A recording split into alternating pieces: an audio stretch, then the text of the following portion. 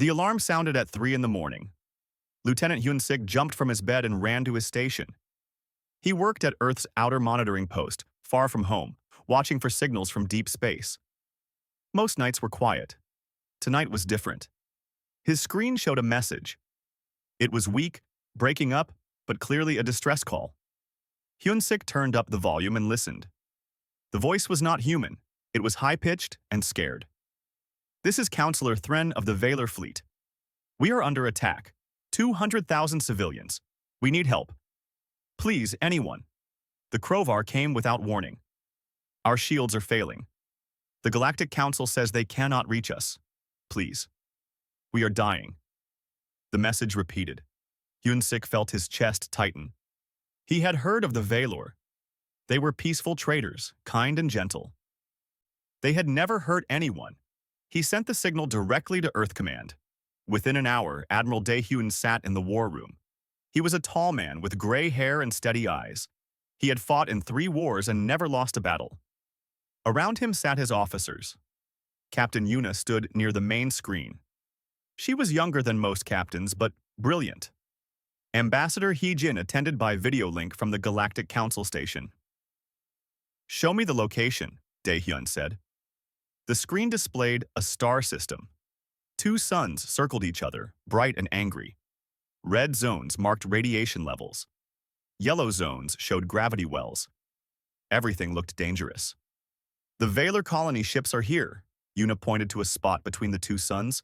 "The Crovar have them surrounded. Over 300 enemy ships." "What did the council say?" Dae-hyun asked. Hee-jin's face on the screen looked tired.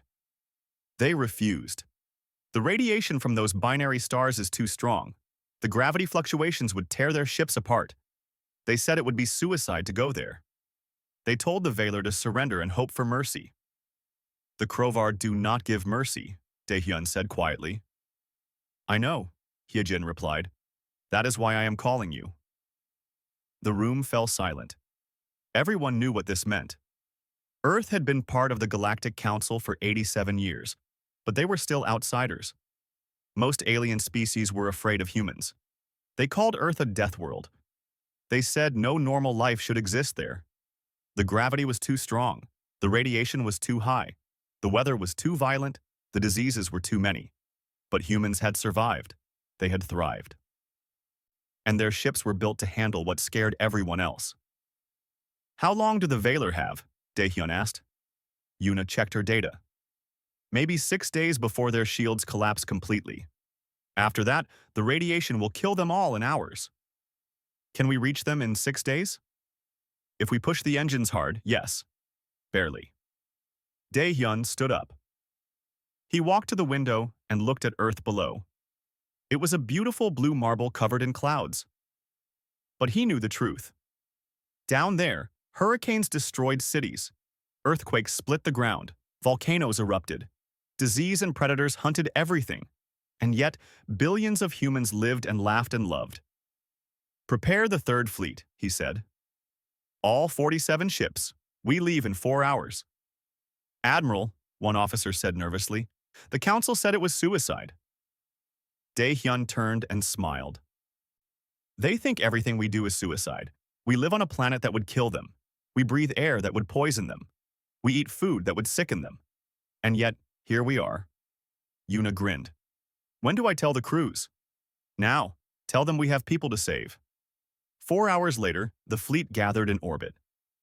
The ships were not beautiful like council vessels. They were thick and heavy, covered in armor and shields. They looked like they were built for war because they were, but they were also built for Earth, which was harder than any war. Dae-hyun stood on the bridge of the Indomitable, the flagship. Around him, his crew worked quickly and quietly. They knew their jobs. They trusted each other. They trusted him. "All ships report ready," Yuna said. "Open a channel to the fleet," Dae-hyun ordered. Across 47 ships, crews stopped and listened. "This is Admiral Dae-hyun. You have all heard the distress call. You know the situation. The Galactic Council has abandoned the Valor. They say the mission is impossible. They say the environment is too hostile. They say we will die if we go." He paused. "They said the same thing about Earth, and we are still here." The Valor are innocent people being slaughtered by raiders. They asked for help, and no one answered. Until now. We are going to save them. Not because it is easy, not because the Council asked, but because it is right. Today, we show the galaxy what humans can do. Today, we show them why Earth made us strong. Let us go bring our people home. Cheers erupted across every ship. Engineers checked their engines one last time. Gunners loaded their weapons. Pilots ran final tests. Medical teams prepared their stations. Everyone knew the risks. Everyone went anyway. Plot the course, Daehyun said.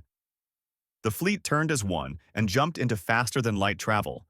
The stars stretched and blurred. 6 days to reach the Valor. 6 days to prepare for battle. 6 days to prove that humanity belonged among the stars. Back at the Galactic Council station, Ambassador Heejin watched the human fleet disappear. Around her, alien diplomats whispered and pointed. Some looked curious. Most looked doubtful. A few looked amused. The humans are fools, one said. They will die with the Valor. Perhaps, Heejin said calmly. Or perhaps you do not understand what it means to come from a death world. You will see soon enough. She walked away, leaving them confused. She knew something they did not. Humans did not give up. Humans did not abandon those in need. And humans were very, very hard to kill. Somewhere in deep space, the Valor colony ships drifted. Their shields flickered and failed in sections. Krovar raiders circled like sharks, waiting for the final collapse. Inside the ships, families held each other. Children cried. The elderly prayed. Counselor Thren sat in the command center, watching his people die slowly. He had sent the distress call knowing no one would answer. The council had already refused. No one else would risk their lives for strangers. His communication officer touched his arm. Counselor, we are receiving a message. From the Krovar? Thren asked tiredly. No, sir. From Earth. Thren looked up, confused. Earth? The Death World? The officer nodded and played the message. Admiral Daehyun's face appeared on the screen. He looked calm and determined. Counselor Thren, this is Admiral Daehyun of the United Earth Navy. We received your distress call. We are coming. Hold on for 6 more days. We will reach you. We will save you. You are not alone anymore. Thren stared at the screen. His hands shook. Around him, his officers looked at each other in disbelief. Humans were coming? The species that everyone feared and avoided? The ones who lived on a planet that killed everything else? They are coming, Thren whispered. Then louder. They are coming! Tell everyone! Help is coming! Hope, which had been dead, suddenly burned bright again. The human fleet traveled through the darkness between stars for 5 days. On the 6th day, they approached the binary star system. Commander Tai Yong sat in his fighter cockpit, watching the sensors light up with warnings. Red alerts filled his screen. Radiation levels were climbing. Gravity was pulling in strange directions. Any normal ship would turn back now. Viper Squadron, this is Tae Yang. Sound off. One by one, his pilots responded. 12 fighters, the best in the fleet. They would go in first, scout the enemy, and clear a path for the main fleet. Looks rough out there, Commander, one pilot said. It is rough everywhere, Tae Yang replied. That is why they sent us. Check your shields and stay close. We launch in 5 minutes. On the Indomitable, Dr. Subin walked through the medical bay. She checked every bed, every machine, every supply. She was preparing for the wounded. She had studied Valor biology for the past 6 days. They were fragile creatures, delicate compared to humans. Their blood was blue. Their bones were light and hollow like birds. Even simple human medicine might poison them. Dr. Subin, a nurse called. We have everything ready. Subin nodded. Good. When the wounded arrive, be gentle. They are not like us. They break easily. In engineering, Kite worked on the shield generators. He was a short man with quick hands and a brilliant mind. He could fix anything. Around him, his team made last-minute adjustments to the engines and weapons. How are we looking? Captain Yuna asked as she entered engineering. The shields will hold against the radiation, Kite said. The gravity is another problem. It will pull at us from two directions. The ship might shake hard. Can we handle it? Kite smiled. Captain, this ship survived a Category 5 hurricane during atmospheric testing. We can handle some shaking. Yuna patted his shoulder and left. She went to the bridge where Admiral Dae-hyun stood looking at the main screen. The binary stars filled the view, two massive burning spheres dancing around each other. Between them, tiny dots showed the Valor colony ships and the Krovar fleet. We are receiving a signal from Counselor Thren, the communication officer said. Put him on, Dae-hyun ordered. The screen changed. A face appeared, alien but kind. Counselor Thren looked like a tall, thin creature with large eyes and silver skin. He looked exhausted and scared, but also hopeful. Admiral Dae-hyun, you came, Thren said, his voice shaking. We did not believe it. We thought perhaps it was a mistake. No mistake, Counselor. We are here to help. But the radiation, the gravity, how are you even functioning? Our sensors show levels that should destroy any ship. Dae-hyun smiled. Where we come from, we call this a normal Tuesday. We will reach you soon. How are your people? Scared, but alive. The Krovar have not attacked in the last day. They are waiting for our shields to fail completely. Admiral, there are over 300 enemy ships. You only have 47. Numbers are not everything, Counselor. Trust us. The connection ended. Yuna stood beside Dae-hyun. He is right to be worried. 300 to 47 is not good odds. Have you ever known humans to care about odds? Dae-hyun asked. Yuna laughed. No, sir. Viper Squadron is launching, the tactical officer reported. On the flight deck, Tae-yang pushed his throttle forward. His fighter shot out of the Indomitable into open space. Immediately, the radiation hit. His shields flared but held. The gravity pulled at his ship, trying to drag him toward one of the suns. He adjusted his course and pushed harder. Stay tight, he told his squadron. Follow my lead through the debris field. Ahead of them, a field of broken ships and asteroids floated. It was the remains of previous battles. The Krovar had been raiding this area for years. The debris spun and tumbled in the chaotic gravity. Tae-yang dove into the field. His hands moved quickly on the controls. Left, right, up, down. The debris rushed past at incredible speeds. Behind him, his squadron followed, moving like a school of fish through the obstacles. Contact, someone shouted. Krovar scouts, 3 o'clock. 6 enemy ships appeared from behind a large asteroid. They were ugly things, all sharp edges and dark metal.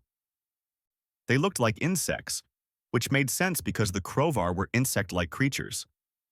They opened fire immediately. Red energy bolts shot toward the human fighters. Tae-yang rolled his ship and the bolts missed. He returned fire. Blue pulses from his weapons struck the lead Krovar ship. Its shields flickered and died. The second pulse tore through the hull. The ship exploded. Break and attack, Tae-yang ordered. The squadron split up. Each pilot chose a target. The space filled with weapons fire and explosions. The Krovar were fast, but the humans were faster. They pulled maneuvers that should have been impossible. Tight turns, sudden stops, rolls at full speed. One Krovar pilot tried to follow a human fighter through a spinning piece of debris. The human ship slipped through a narrow gap. The Krovar ship could not turn fast enough. It smashed into the debris and exploded. In less than 3 minutes, all 6 Krovar scouts were destroyed. Not a single human fighter was damaged. Viper Squadron report, Tae-yang called. All 12 pilots checked in. Everyone was fine. Good shooting. Now let us see what we are really dealing with. Form up and advance. The fighters flew deeper into the system. The radiation grew stronger. The gravity pulled harder. And then they saw it. The full Krovar fleet. Over 300 ships surrounded 3 large Valor colony vessels. The Krovar ships were arranged in layers, like a cage. They were waiting, patient and cruel. Sweet mercy, one pilot whispered. There are so many. Tae-yang studied the formation. Tactical AI. Analyze their positions. A calm female voice spoke in his helmet. The AI called Mira calculated possibilities faster than any human could. They are arranged to prevent escape, not to fight. Their weapons are pointed inward at the Valor ships. Their backs are exposed. They are not expecting a fight, Ta Yang said. They think no one is coming. Should we engage? A pilot asked. No. We report back and wait for the fleet. Take images of everything. The Admiral needs to see this. The squadron retreated quietly. The Crovar did not even notice them. 20 minutes later, they landed back on the Indomitable. Ta Yang ran to the bridge and showed Dae-hyun the images. The Admiral studied them carefully. Yuna looked over his shoulder. They are not ready for us, she said. They think they have already won. That is their mistake, Dae-hyun said. He turned to his officers. Here is what we will do. The binary stars will reach their closest point in 6 hours. When that happens, the radiation will spike to maximum. The gravity will become even more chaotic. The Crovar shields will fail. Ours will not. How can you be sure? An officer asked. Because our shields were designed to protect us from solar flares on Earth. These suns are bigger, but the principle is the same. When the radiation spikes, we attack. We will use the stars themselves as weapons. Around the bridge, people began to smile. It was a crazy plan. It was dangerous. It was exactly what humans did best. Dae-hyun opened a channel to Counselor Thren. Counselor, we will attack in 6 hours. When we do, divert all power to your shields. Do not try to fight or run. Just protect your people. We will handle everything else. 6 hours? Thren looked confused. But that is when the stars reach their closest approach. The radiation will be at its worst. Exactly, Dae-hyun said. For you and for the Crovar, but not for us. Thren stared at the screen. You are going to use the stars against them. Yes, that is insane. That is why it will work. The human fleet moved into position. They spread out, using the debris field for cover. The Crovar still did not notice them. They were too focused on the Valor, waiting for the final kill. In the medical bay, Subin prepared her team. In engineering, Kite made sure every system was perfect. In the fighter bays, Tae Yang and his pilots checked their weapons one more time. On the bridge, Dae-hyun watched the clock count down. The two suns moved closer to each other. The radiation levels climbed. Yellow warnings turned orange, then red. Any normal ship would be dying now. The human ships barely noticed. 5 minutes, Yuna said. All ships, battle stations, Dae-hyun ordered. Remember, we are not here to destroy the Crovar. We are here to save the Valor. But if the Crovar do not surrender, show them why you do not attack a Deathworlders' friends. Across the fleet, weapons powered up. Shields strengthened, engines roared to life. 47 human ships prepared to face 300 enemy vessels in the most hostile environment imaginable. The clock reached 0. Attack, Dae-hyun said quietly. The battle began. The human fleet burst from the debris field like thunder. 47 warships charged toward the Crovar formation at full speed. The binary stars blazed behind them, radiation pouring out in deadly waves. The Crovar finally noticed they had company. On the Crovar command ship, Hive Commander Vesh stood in his control chamber. He was a large insect-like creature, covered in black armor with 4 arms and 6 legs. He had raided dozens of systems and never lost a battle. When his sensors showed the human ships, he laughed. 47 ships? They send 47 ships against 300? His mandibles clicked with amusement. These Deathworlders are even more stupid than I heard. Destroy them quickly. The Crovar fleet turned to meet the humans. Weapons powered up, shields activated. But something was wrong. The radiation from the binary stars was affecting their systems. Warning lights flashed across every Crovar ship. Their shields flickered and weakened. Their weapons charged slowly. What is happening? Vesh demanded. The radiation commander, a technician reported. It is too strong. Our shields cannot compensate. We are losing power across all systems. Then boost the shields. Now! But boosting shields meant taking power from weapons and engines. The Crovar fleet was trapped. They could not fight effectively and protect themselves at the same time. The human ships had no such problem. They charged forward, shields glowing but stable. Their weapons fired perfectly. Their engines ran smoothly. They had been built for this. Admiral Dae-hyun stood on the bridge of the Indomitable, watching the enemy formation break apart. Target their command ship. All forward batteries. Fire. The Indomitable unleashed a barrage of missiles and energy weapons. The Crovar command ship tried to dodge, but it was too slow. The attack hit hard. Explosions rippled across its hull. Its shields collapsed completely. Viper Squadron, you are clear for attack, Dae-hyun ordered. Commander Tae-yang led his fighters into the chaos. The space between the two fleets filled with weapons fire, explosions, and debris. The fighters moved like dancers, weaving through the destruction. They targeted Crovar ships that were already damaged, finishing them with precise strikes. "This is too easy," one pilot shouted. "Their shields are barely working." "Stay focused," Tae-yang warned. "There are still a lot of them." He was right. Even weakened, 300 ships were dangerous. The Crovar began firing wildly, hoping to hit something. Energy bolts and missiles filled the space around the human fleet. Captain Yuna watched the tactical display. "Admiral, they are trying to surround us." "Let them try," Dae-hyun said. "Execute Maneuver Typhoon." The fleet suddenly changed formation. The ships split into 3 groups and spun outward in a spiral pattern. It was a maneuver practiced 1,000 times, inspired by the way hurricanes moved on Earth. The Crovar tried to follow, but their ships collided with each other in the confusion. "Now tighten the spiral and drive through their center," Dae-hyun ordered. The human ships curved back inward, concentrating their fire. They punched through the Crovar formation like a spear. Dozens of enemy ships exploded or went spinning away, damaged and helpless. On the Crovar command ship, Vesh watched in horror as his fleet fell apart. "How are they doing this? The radiation should be killing them." His technician checked the sensors again. "Commander, the human ships, their shields are designed differently. They are not just blocking the radiation. They are using it. Somehow, they are channeling it to strengthen their shields." Vesh felt fear for the first time in his life. These were not normal prey. These were predators. "All ships, focus fire on the flagship," he ordered. "Kill their leader." Over 100 Crovar ships turned their weapons toward the Indomitable. Even with weakened shields, that much firepower was dangerous. Energy bolts and missiles converged on the human flagship.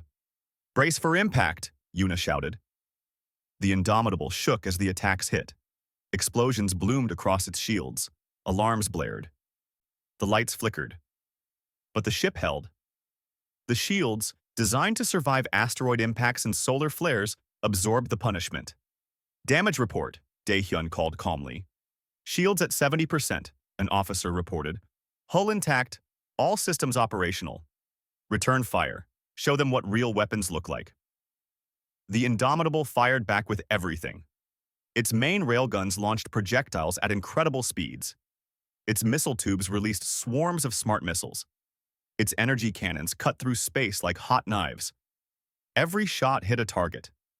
Every target died. Meanwhile, Sergeant Ji-ah and her Marines prepared for boarding action. They wore heavy armor and carried weapons designed for close combat. They were packed into assault shuttles, waiting for the order. "Sergeant, you are cleared for boarding." Dae-hyun's voice came through their helmets. "Target is the Crovar command ship. Capture it if possible. Destroy it if necessary." "Yes, sir." Gia turned to her Marines. "You heard the Admiral. Lock and load. We are going bug hunting."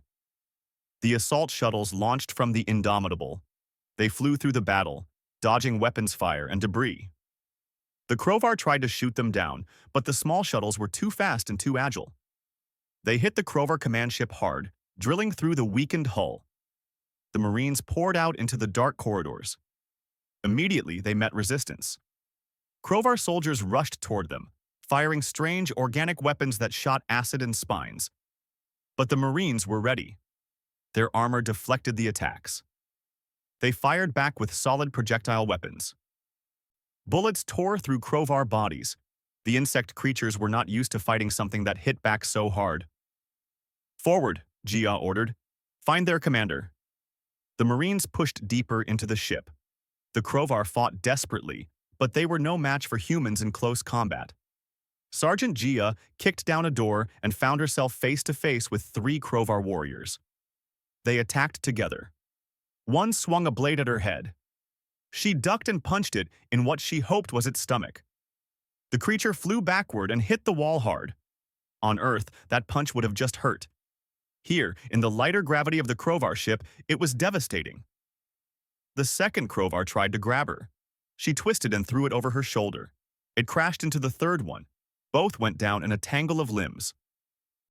Gravity is only 0.6 Earth normal, Gia reported. We are much stronger here than they expected. Use it, came the response. The Marines moved like giants through the Crovar ship. Every punch sent enemies flying. Every kick broke armor. The Crovar had evolved on a lighter world. They had never fought creatures as strong as humans. Gia reached the command chamber. Inside, Hive Commander Vesh waited with his personal guards. They were bigger than normal Crovar, bred for war. You cannot win, human, Vesh hissed. There are too many of us. Are there? Gia asked. She checked her tactical display. Outside, the battle was turning into a slaughter. The Crovar fleet had lost over half its ships. The rest were trying to run, but the human ships were faster. She raised her weapon. I am giving you one chance. Surrender now. Order your fleet to stand down, or we will destroy every single one of your ships. Vesh looked at his guards. They looked back, uncertain. They had never seen their commander afraid before. Never! Vesh screamed and charged. Gia sighed and opened fire. Her Marines joined her. The brief fight was brutal and one-sided. When it ended, Vesh lay on the floor, wounded but alive. His guards were dead or unconscious. This is Sergeant Gia to Indomitable. Command ship is secure. Enemy commander captured. On the bridge, Daehyun allowed himself a small smile. Well done, Sergeant. Hold position. He turned to communications. Broadcast to all Crovar ships. Tell them their commander is captured. Tell them to surrender or be destroyed. The message went out. The remaining Crovar ships slowed, then stopped. One by one, they powered down their weapons. The battle was over. The human fleet regrouped around the Valor colony ships. The three large vessels floated in space, damaged but intact. Their shields had held just barely long enough. Counselor Thren appeared on every human ship's screens. His large eyes were filled with tears. You saved us. You actually saved us. All 200,000 of my people are alive because of you. That is what we came to do, Daehyun said simply. But the Crovar, they had 300 ships. You destroyed or captured almost all of them in less than an hour. They were not prepared for us. They thought the radiation and gravity would protect them. They did not understand that where we come from, those things are normal. Thren shook his head in wonder. The galaxy has been wrong about humans. You are not weak. You are terrifying. Daehyun laughed. We are what our world made us. Now, Counselor, let us get your people to safety. Do your ships need repairs? Yes, many repairs. Our engineers will help, and our doctors will treat your wounded. In the medical bay, Dr. Subin and her team worked carefully on Valor patients. The aliens were so fragile. Subin had to use special tools and gentle touches, but she saved every single one that came to her. In engineering, Kite helped Valor technicians fix their failing systems. He showed them tricks and shortcuts. He shared human technology freely.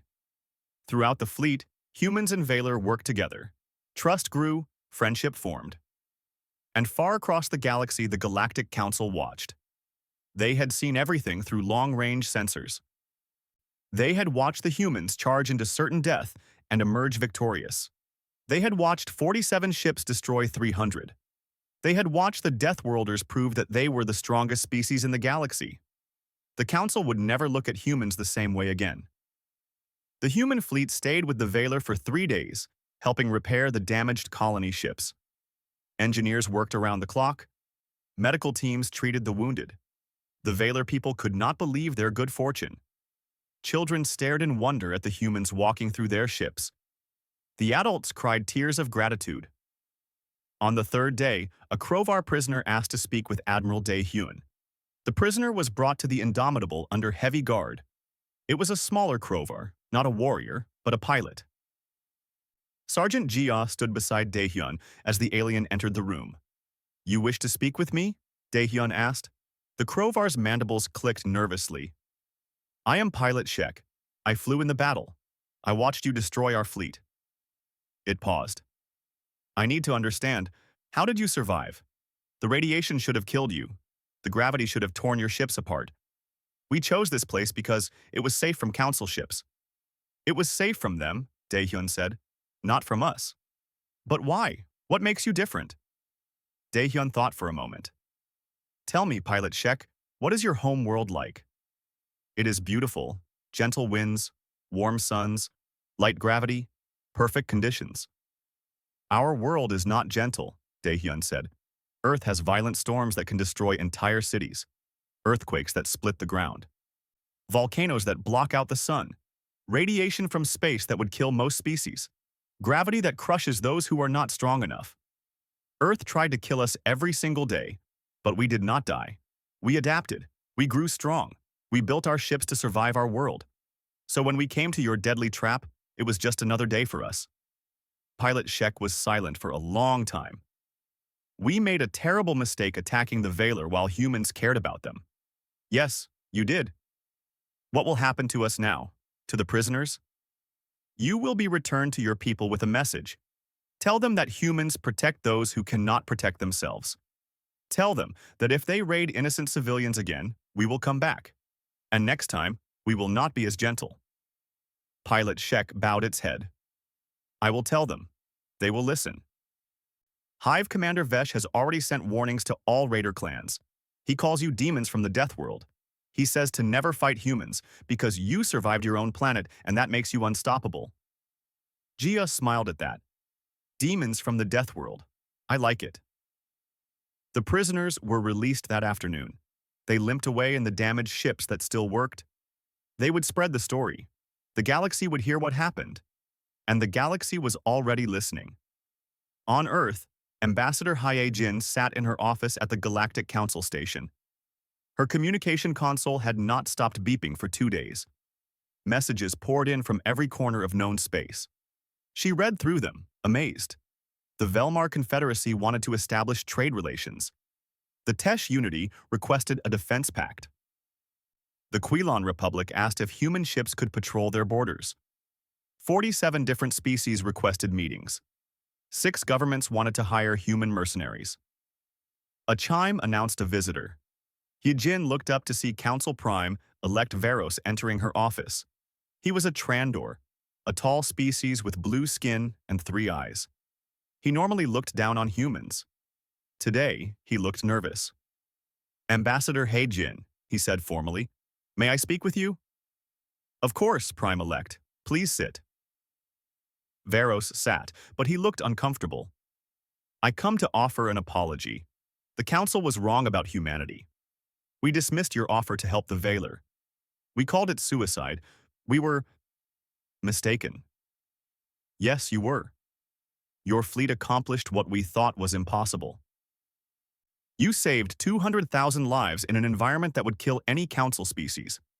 The footage of the battle has spread everywhere. Everyone is talking about the Deathworlders who defeated 300 ships with only 47. Hyejin leaned back in her chair. "What do you want, Prime-elect?" "The Council wishes to renegotiate our treaties with Earth. We want to establish humans as official protectors for endangered species and colonies in hostile environments. We will pay well for your services. You want to hire us. Not hire, partner. The galaxy needs Earth. We see that now." Hyejin considered this. It was a major shift. For 87 years, Earth had been kept at arm's length, tolerated but not respected. Now everything had changed with one battle. "I will discuss this with my government," she said. "But I have conditions." "Name them." "First, Earth chooses which missions we accept. We will not be mercenaries. Second, we share our defensive technology with species that need it, not sell it.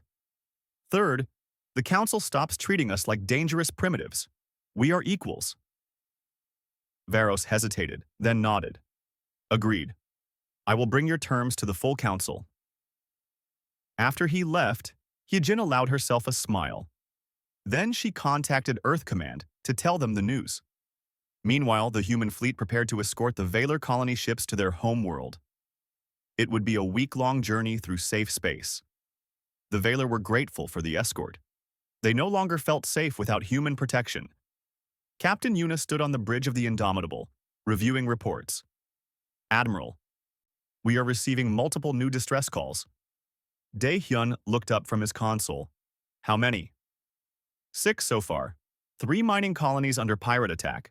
2 research stations in dangerous stellar regions. 1 passenger ship stranded in a gravity well.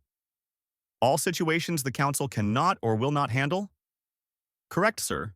They are specifically requesting human assistance. Word has spread fast. Dae-hyun rubbed his tired eyes. We cannot respond to all of them. We only have 47 ships. Earth Command is already building more ships, Yuna said, but it will take months. What do we do in the meantime? We prioritize. Which situation is most urgent? Yuna pulled up the details. The passenger ship. It has 5,000 civilians aboard. Their engines failed and they are caught in a gravity well near a black hole's outer edge. They have maybe 20 hours before they are pulled in. Can any Council ships reach them? No, sir. The radiation and gravity are too extreme. They tried sending a rescue ship yesterday. It had to turn back or be destroyed. Dae-hyun looked at the star map. The passenger ship was 4 days away at maximum speed. Then, they would need to navigate the gravity well, perform the rescue, and get everyone out. It would be dangerous even for human ships. Send the coordinates to the fleet, he ordered. Tell the Valor we need to make a detour. Counselor Thren appeared on screen immediately. Admiral, we heard the distress call. Of course you must go. We can travel to our home world on our own. You saved us. Now go save them. Are you certain? There may still be raiders in this area. Thren smiled. We will be fine. Every pirate and raider in the galaxy now knows that attacking friends of humanity is suicide. We are probably the safest ships in space right now. He was right. The battle had sent a clear message. Touch the Valor, and the humans will come for you. The fleets parted ways with promises to meet again. The Valor headed home. The humans turned toward the black hole system. Dr. Subin prepared her medical bay for a different kind of emergency. 5,000 passengers meant potential injuries, panic, and chaos. She drilled her team constantly. They would be ready. Engineer Kaite studied the passenger ship's design. It was a luxury cruiser, built for comfort, not durability. Getting it out of a gravity well would require creative thinking. He started designing solutions. Commander Tai Yong and his pilots practiced rescue maneuvers. They would need to fly into the gravity well, attach tow lines to the passenger ship, and pull it free. One mistake would send them all into the black hole. On the 4th day, the fleet arrived at the system. The black hole sat in the center, a dark void that bent light around it. The passenger ship was caught on the edge, slowly spiraling inward. Its shields were failing. Its power was nearly gone. This is Admiral Dae-hyun to the passenger ship Celestial Dream. We are here to rescue you. A desperate voice responded. Thank the stars. We thought no one would come. We thought the Council abandoned us. The Council could not reach you in time. But we can. Prepare your passengers for evacuation. Dae-hyun turned to his crew. This is going to be delicate. The gravity is pulling everything toward the black hole. We need to position our ships carefully and use our engines to counteract the pull. Sir, if we get too close, we will not be able to escape either, an officer warned. Then we will not get too close. Yuna, calculate the safest approach. Captain Yuna worked with the tactical AI. Numbers and trajectories filled her screen. If we come in at this angle and maintain exactly this speed, we can match the passenger ship's position without falling in ourselves. But we only have a 4-hour window. After that, the ship will be too deep and we cannot save it. 4 hours to evacuate 5,000 people, Dae-hyun said. Let us begin. The human fleet moved into position. It was like flying into the mouth of a monster. The black hole pulled at everything. Engines roared at maximum power just to stay in place. Launch all shuttles, Dae-hyun ordered. Begin evacuation. Dozens of shuttles flew from the human ships to the Celestial Dream. They docked and began loading passengers. The civilians were a mix of species, all terrified. Human Marines guided them calmly onto the shuttles. "Everything will be fine," Sergeant Gia told a crying child. "We have done this before." But they had not done it near a black hole. Each shuttle trip was a battle against gravity. Pilots fought their controls, muscles straining, sweat pouring down their faces. But they kept going, trip after trip, load after load. 3 hours passed. 4,000 passengers were saved. 1,000 remained. "Sir, we are running out of time," Yuna warned. "The passenger ship is falling deeper. If we do not leave in 30 minutes, we will fall in too." Dae-hyun watched the numbers. They could not save everyone and escape safely. He had to make a choice. Then Kitae's voice came through the communication. "Admiral, I have an idea. What if we do not try to pull the ship out? What if we push it sideways?" "Explain." "The gravity is pulling the ship straight toward the black hole. But if we hit it from the side with enough force, we can change its trajectory, knock it into a different orbit, one that spirals away instead of in." "Will that work?" "In theory, yes. In practice." Kaite paused. "I am 70% certain." "Those are good enough odds. Do it." The Indomitable and 3 other heavy ships positioned themselves perpendicular to the passenger ship. They extended docking clamps and locked onto the hull. "On my mark, all ships fire thrusters at maximum," Dae-hyun ordered. 3, 2, 1, mark." The ships fired. The force was tremendous. Metal groaned. The passenger ship shuddered and began to move sideways. Slowly at first, then faster. "It is working," Kitae shouted. "The trajectory is changing." The passenger ship slid into a new orbit, one that curved away from the black hole. The last 1,000 passengers were loaded onto shuttles in a frantic rush. With minutes to spare, the human fleet disengaged and powered away. They had done it. All 5,000 civilians saved. The rescued passengers could not stop thanking the humans. Messages of gratitude flooded every communication channel. News of the rescue spread even faster than news of the battle with the Crowbar. The galaxy was learning a new truth. When everyone else said it was impossible, humans said they would try, and they usually succeeded. Earth's reputation was changing. They were no longer the scary primitives from the death world. They were becoming something else. Protectors, saviors, heroes. And they were just getting started.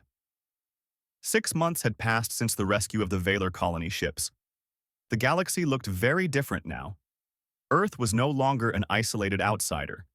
They were becoming the most sought-after allies in known space. Fleet Admiral Wan Shik stood in Earth Command headquarters, looking at a massive display screen. It showed the deployment of human ships across the galaxy. What started as one fleet of 47 ships had grown to 12 fleets with 200 ships total. Construction yards worked day and night to build more.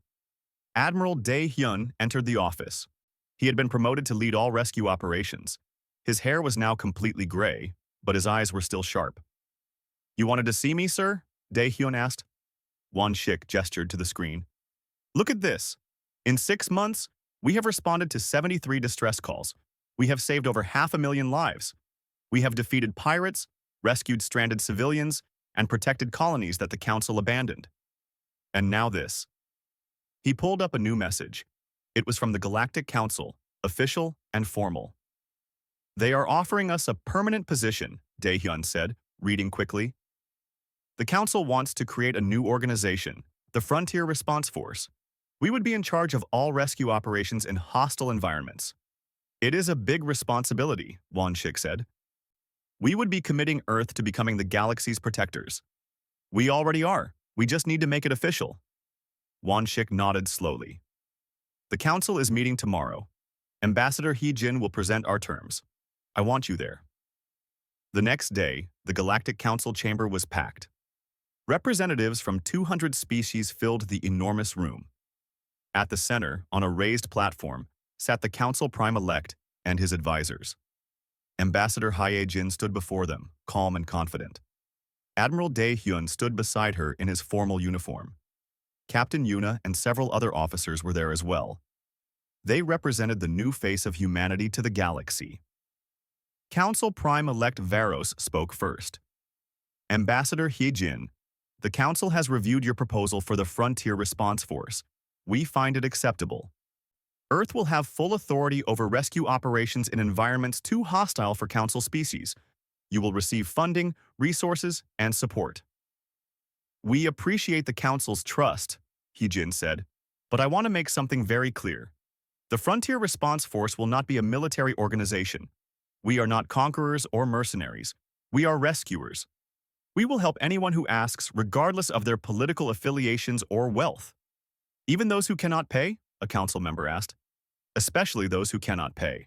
Where we come from, we do not abandon people just because they are poor. Murmurs spread through the chamber. Many species found this concept strange, but others nodded in approval. Varos raised a hand for silence. Very well. Let it be recorded that Earth's Frontier Response Force will operate under the Death World Doctrine. They will respond to distress calls that other species cannot. They will protect the weak and innocent, and they will do so without demanding payment. One more thing, Hyejin added. We will share our technology. Any species that wants to learn how to build ships for hostile environments, we will teach them. We want others to be strong enough to save themselves. This caused more murmurs. Technology sharing was rare in the galaxy. Most species guarded their secrets jealously. You would give away your advantages? A skeptical representative asked. Our advantage is not our technology, Daehyun spoke for the first time.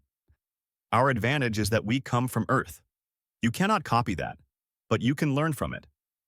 You can build better ships, you can train tougher crews, and then the galaxy will be safer for everyone. The vote was called. The measure passed with overwhelming support. The Frontier Response Force was now official. Earth had a new role in the galaxy. After the meeting, dozens of representatives approached Hyejin and Daehyun.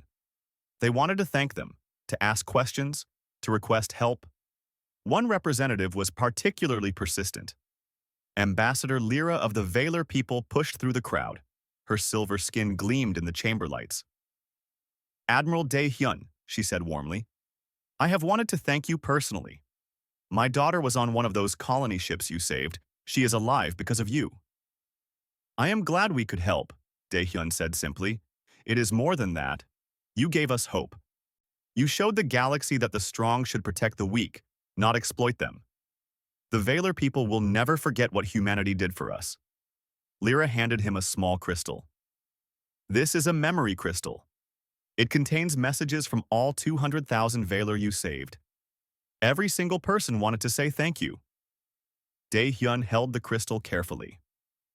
I will share this with my crews. They are the real heroes. Lyra smiled. The humans always say that. You always claim you are just doing your job, but the rest of us know the truth. You are extraordinary.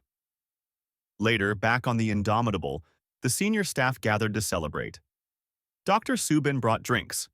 Engineer Kite brought food from Earth. Commander Taeyang told stories about the rescue missions. Sergeant Jia challenged everyone to arm wrestling, which she always won. Captain Yuna raised her glass. To the Frontier Response Force, may we always be ready when someone calls for help. To Deathworlders, Kite added with a grin, the scariest friends you will ever have. They drank and laughed. They had earned this moment of peace, but peace never lasted long. An alarm sounded. The communication officer rushed in. Admiral, we have a new distress call. Priority 1. The celebration stopped. Daehyun set down his glass. Show me. The holographic display activated. It showed a star system at the edge of known space. At the center was a black hole, much larger than the one they had dealt with before. Near the black hole's accretion disk, a research station was trapped. They are studying the black hole, the communication officer explained. But something went wrong. Their station is caught in the gravity field. They are being pulled toward the event horizon. 30 scientists are aboard. What is their timeline? Yuna asked. 48 hours. After that, they cross the event horizon and nothing can save them. The room fell silent. Everyone understood what this meant.